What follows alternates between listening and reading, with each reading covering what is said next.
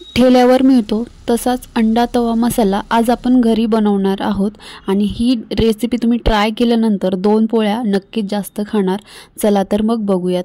तर इथे मी थोडीशी कोथिंबीर घेतली आहे, त्याचबरोबर 1 इंच आल्याचा तुकडा, 15 ते 20 लसणाच्या पाकळ्या आणि 4 ते 5 हिरव्या मिरच्या घेतल्या आहेत। हे सर्व आपल्याला बारीक करून घ्यायचं आहे, एकदम पेस्ट करायची नाही, थोडंसं जाडसरच आपल्याला ठेवायचं आहे। इथे मी अशा प्रकारे बारीक करून घेतले आणि त्याच भांड्यामध्ये आता आपण टोमॅटो बारीक करून घेऊया, प्युरी करून घेऊया।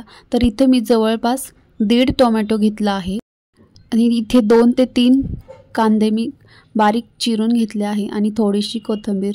इथे 3 अंडे मी उकडून घेतले आहेत। जर तुम्हाला जास्त पाहिजे असतील तर अंडे तुम्ही जास्त टाकू शकतात, पण इथे मी 2 ते 3 माणसांचं बनवते तर मी 3 अंडे घेतले आहेत। अंडे सोलून त्याला असे कट देऊयात। अंडे उकडल्यानंतर आपण जेव्हा त्याचं कवर काढतो तर ते कधी-कधी व्यवस्थित निघत नाही, त्यातील पांढरा जो भाग आहे तो पण त्यासोबत निघून येतो। तुमच्यासोबत पण असं होत असेल ना, तर तुम्हाला एक ट्रिक सांगते। काय करायचं, कोमट पाण्यामध्ये अंडे ठेवायचे थोड्या वेळ किंवा त्याच पाण्यामध्ये ठेवायचे आणि नंतर काढायचं, अंड्याची साल व्यवस्थित निघतात।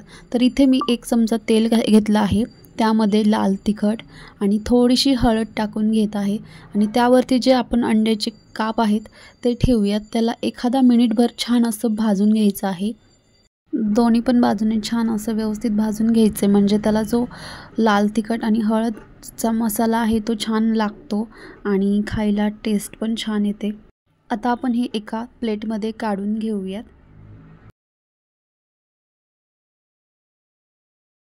आता त्याच तेलामध्ये आपण थोडंसं बटर टाकून घेऊयात। बटर मेल्ट झालं की त्यामध्ये कांदा टाकूयात। कांदा छान असा आपल्याला सोनेरी रंग येईपर्यंत परतून घ्यायचा आहे।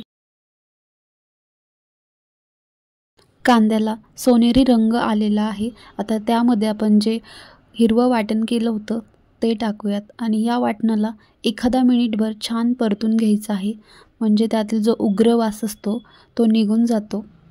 हिरवं वाटण छान परतून झालेलं आहे। आता यामध्ये टोमॅटो प्युरी टाकूयात आणि छान याला 1 ते 2 मिनिट असं तेल सुटेपर्यंत आपल्याला परतून घ्यायचं आहे।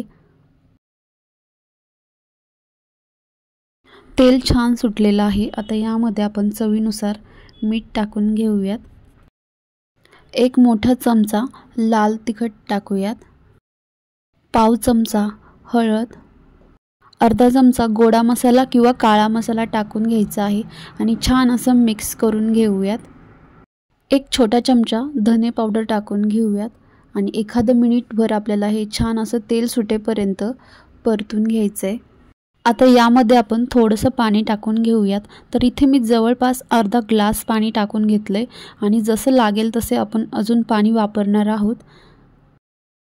तुम्ही पाहू शकतात मस्त असं तेल सुटलेलं आहे। इथे आपली छान परफेक्ट अशी ग्रेव्ही तयार आहे आणि आता यामध्ये जे अंड्याचे काप आहेत ते सर्व आपण ठेवून घेऊयात। 2 मिनिट हे अंडे असंच कमी गॅसवरती ठेवूयात आणि इथे आपला अंडा तवा मसाला तयार आहे। ही जर रेसिपी तुम्हाला आवडली असेल तर लाईक, शेअर आणि सबस्क्राईब करायला विसरू नका।